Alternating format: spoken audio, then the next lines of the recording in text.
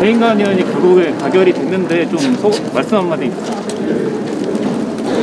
해임 건의안을 너무 남발해서 헌법상 있는 해임 건의안을 희화화시키고 거의 사문화시키는 결과가 됐습니다.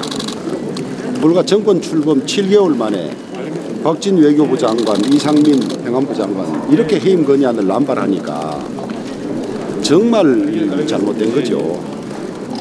앞으로 169석 가지고 얼마나 이 해임 건의안을 남발할지 모르겠습니다만은 그럴수록 해임 건의안이 사문화되고 조자룡 헝칼 쓰듯이 그렇게 빼내서는 안 될 겁니다. 민주당은 헌정사에서 해임 건의안을 희화화시키고 해임 건의안이 이산화만한 제도로 만들어버린 정당으로 기록이 될 겁니다.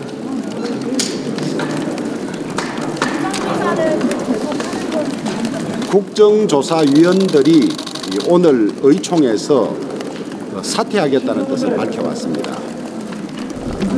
예산이 통과되고 난 다음에 국정조사를 하고 그 국정조사 결과에 따라서 책임을 묻기로 했는데 민주당이 약속을 파기하고 국정조사도 끝나기 전에 이렇게 해임 건의안을 의결해버렸기 때문에 국정조사가 무용하다, 국정조사가 정쟁에 이용될 뿐이라고 사퇴하겠다는 뜻을 밝혀왔는데 제가 당 지도부와 다시 상의를 해서 국정조사 지속 여부를 결정하도록 하겠습니다. 대표님, 특위가 국회 특위라서 만약에 사퇴를 한다고 해도 의장께서 사임을 시켜줘야지 가능한 거 맞나요? 그런데 사퇴 의사 표시하고 참여하지 않으면 그게 사실상 사퇴나 마찬가지죠. 의장께서 사퇴를 허가하고 안 하고 하는 관계없이 국정조사가 제대로 안 되는 거죠. 안전운임제는 이게 어떻게 안전운임제는 정부에서 지금 의견을 가지고 논의하고 있습니다만은 그 이전에는 파업을 하지 않으면 안전운임제를 3년간 일모를 유예하겠다고 그랬는데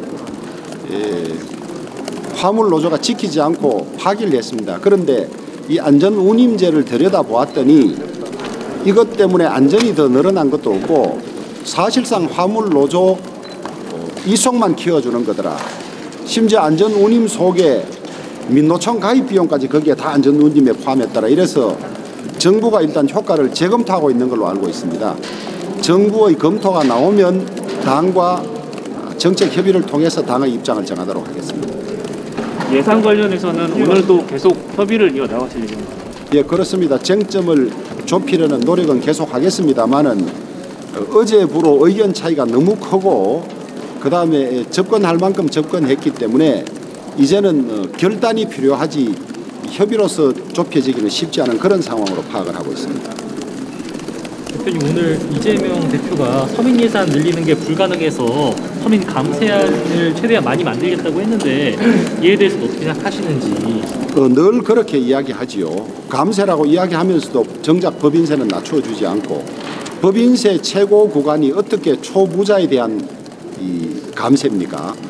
법인이 이득을 보면 그 법인의 주식을 가진 주주들에게 이득 배당이 되는 것이고 종업원들에게 돌아가는 것인데 어떤 그런 교조적인 생각에만 사로잡혀 있는 것 같습니다.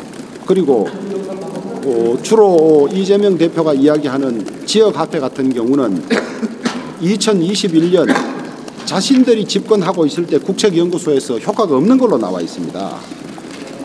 우리 정부가 집권하고 나서 낸 연구 보고서도 아닙니다. 자기들 집권 때 효과가 없는 걸로 나오고 오히려 발행 비용이라든지 이런 데 쓰이는 것만 많은 걸로 나오는데 그것이 어떻게 서민 예산이 되겠습니까? 지역 화폐, 지역 상품권은 한 지역에만 발행될 때는 그 지역에는 효과가 있다고 합니다. 그런데 전국에 발행되는 순간에 효과가 없다고 합니다. 그리고 그걸로 인해서 소상공인이나 중소기업의 매출을 올리는 효과도 전혀 없다고 합니다. 그런 반면에 그 지역 상품권을 발행하고 하는데 드는 수수료하고 이런 것들만 발행 비용만 수십억 수백억이 날아가는 그런 거라고 자기들 집권하고 있을 때 자기들 국책연구소에서 낸 겁니다.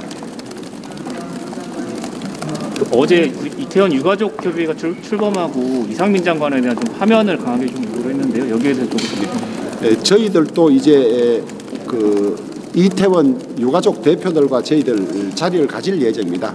자리를 가져서 그분들의 말씀을 듣고 국정조사라든지 혹은 진상조사 혹은 사건 수습에 필요한 의견을 들어서 저희들 최대한 반영하도록 하겠습니다. 오늘 박홍근 원내대표 만나서 아직은 정해진 바가 없습니다.